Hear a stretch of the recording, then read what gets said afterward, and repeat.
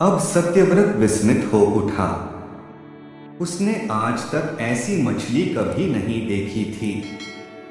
वह विस्मय भरे स्वर में बोला, मेरी बुद्धि को विस्मय के सागर में डुबो देने वाले आप कौन हैं?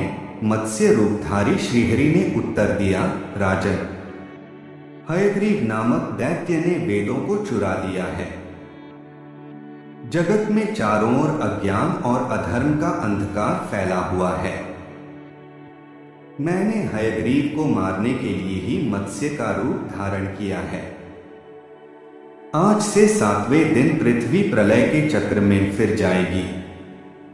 समुद्र उमड़ उठेगा, भयानक वृष्टि होगी, सारी पृथ्वी पानी में डूब जाएगी। जल के अतिरिक्त कहीं कुछ भी दृष्टिगोचर नहीं होगा। आपके पास एक नाव पहुंचेगी।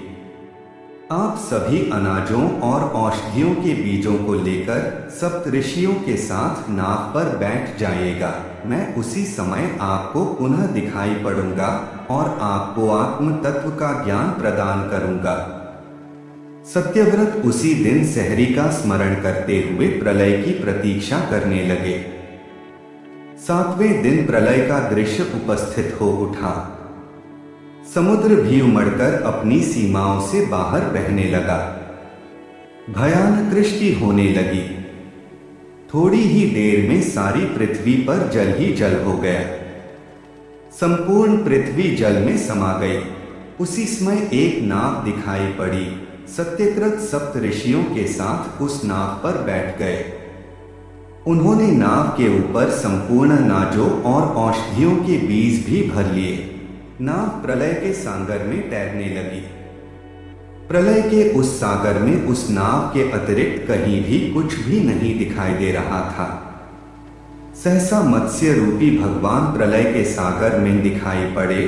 सत्यव्रत और सप्तऋषिगण मत्स्य रूपी भगवान की प्रार्थना करने लगे। भगवान मत्स्य आत्मज्ञान पाकर सत्यव्रत का जीवन धन्य हो उठा। वे जीते जी ही जीवन मुक्त हो गए। प्रलय का प्रकोप शांत होने पर मत्स्य रूपी भगवान ने हयग्रीव को मारकर उससे वेद छीन लिए। भगवान ने ब्रह्मा जी को पुनः वेद दे दिए। इस प्रकार भगवान ने मत्स्य रूप धारण करके वेदों का उद्धार तो किया ही, साथ ही संसार के प्राणियों का भी अमित कल्याण किया।